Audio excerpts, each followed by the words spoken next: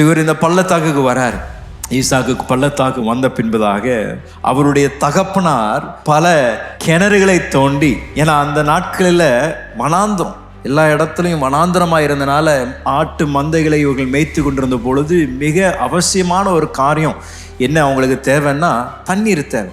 தண்ணீர் இருந்தால் தான் ஒரு இடத்துல அவர்கள் தங்கக்கூடிய ஒரு வசதிகளை ஏற்படுத்த முடியும். தண்ணீர் இல்லாத இடத்தில் அவர்கள் தங்கி இருக்க முடியாது.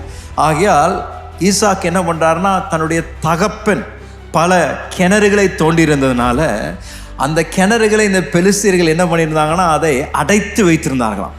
அதை பயன்படுத்த முடியாத விதத்தில் அவர்கள் அடைத்து வைத்திருந்த கிணறை என்ன பண்ணுறாருன்னா, இவர் மீண்டும் அதை சரி செய்கிறார். இந்த அடைத்திருந்த கிணறை அவர் சரி செய்து இவருடைய வேலைக்காரர்கள் எல்லாம் சேர்ந்து அந்த கல்லெல்லாம் எடுத்து மீண்டும் அந்த கிணற்றிலிருந்து தண்ணீர் வரும்படியாக இவர்கள் பிரயாசம் எடுக்கிறாங்க.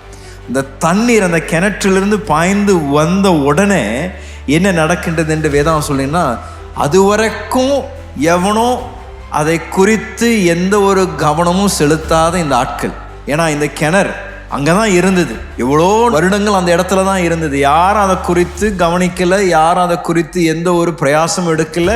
அவர்களுக்கும் தண்ணி தேவை இருந்தது தான், அந்த மற்ற மேய்ப்பர்களுக்கும் பெலிஸ்தியர்களுக்கும் தண்ணி தேவை இருந்தாலும் ஈசாக்கு எப்போ போய் அந்த கிணறை அவன் திறந்து மீண்டும் தண்ணி வரும்படியாக அவன் பிரயாசப்படுறானோ அப்போ உடனே அந்த தண்ணி வந்ததை பார்த்தோன்னு எல்லாம் வந்து என்ன சொல்கிறாங்க, இது எங்கள் கிணறுடா, கிளம்பு, இந்த இடத்துல நீ இருக்க முடியாது, இது எங்க கிணறு என்று அவனோடு கூட வாக்குவாதம் பண்ணுகின்றார்கள் என்று அவனுடைய வார்த்தை சொல்லி.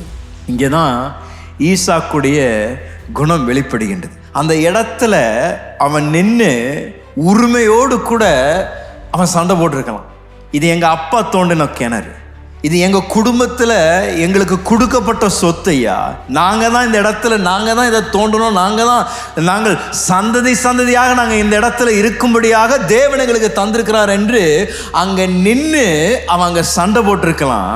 ஆனால் ஈசாக்கு என்ன பண்ணுறாருன்னா, அவங்க கேட்டோன்னே சரிந்தா வச்சுக்கோ நான் போகிறேன் என்று அவன் பிரயாசப்பட்டு அதற்காக எவ்வளோ முயற்சிகள் எடுத்து அந்த இடத்துல தண்ணீர் வர வைத்தும் அந்த இடத்தில் வாக்குவாதம் நடந்த உடனே அதை விட்டுட்டு அவன் கடந்து போகக்கூடிய ஒரு மனிதனாக இருக்கின்றான். அநேக நேரத்தில் நம்மளுடைய வாழ்க்கையில் கூட இந்த அற்புதமான ஈசாக்கு செய்த இந்த செயலை நம்மளுடைய வாழ்க்கையிலும் பின்பற்றுவது தேவனுடைய மகிமைக்கு நாம் செய்வது அவசியம். சில நேரத்தில் வாக்குவாதம் ஏற்படும் பொழுது, சில நேரத்தில் உங்களுடைய உரிமைகளை மற்றவர்கள் பறிக்கும் பொழுது, உங்களுக்கென்று வைத்திருந்த ஒரு இன்க்ரிமெண்ட்டாக இருந்திருக்கலாம், உங்களுக்கென்று வைத்திருந்த ஒரு சொத்தாக இருந்திருக்கலாம், உங்களுக்கென்று வைத்திருந்த சில ஆசீர்வாதங்களாக இருக்கலாம், அது மற்றவர்கள் வந்து பலவந்தம் படுத்தி உங்களிடத்திலிருந்து அது பிடுங்கினாலும் தேவ பிள்ளைகள் அந்த இடத்தில் செய்ய வேண்டிய ஒரு அற்புதமான ஒரு காரியம் என்னன்னா, சரி வச்சுக்கோங்க, எடுத்துக்கோங்க, அதானே வேணும், எடுத்துக்கோங்க, எடுத்துட்டு போங்க, எனக்கு இல்லைனாலும் பரவாயில்ல என்று விட்டு கொடுக்கும் பொழுது தேவன் அதை பார்க்கின்றார்.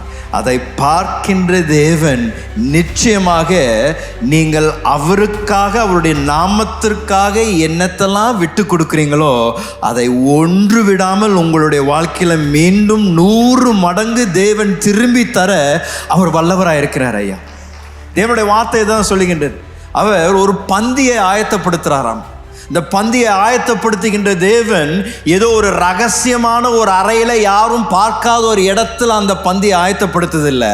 அவர் பந்தியை ஆயத்தப்படுத்தும் பொழுது எங்கே ஆயத்தப்படுத்துகிறாருன்னா, நம்முடைய சத்துருக்களுக்கு முன்பதாக அந்த பந்தியை ஆயத்தப்படுத்தி அந்த மகாபெரிய பந்தியை நமக்கு கொடுத்து அதோடு கூட நிறுத்தல, அதே இடத்துல சத்துருக்கள் நம்மை பார்க்கும் பொழுதே நம்முடைய தலையை எண்ணெயால் அபிஷேகம் பண்ணி, இவன் என்னுடைய குமாரன், இவன் என்னுடைய குமாரத்தி, இவனை நான் பிரித்து வைத்திருக்கிறேன், இவன் மேல் நான் பிரியமா இருக்கிறேன் என்று எல்லாரும் அறிந்து கொள்ளுகின்ற விதத்தில் தேவன் நம்மை எந்த இடத்தில் அவமானத்தை நாம் சந்தித்தோமோ அந்த இடத்துல கனப்படுத்தும் தேவன் வல்லவராயிருக்கின்றார்.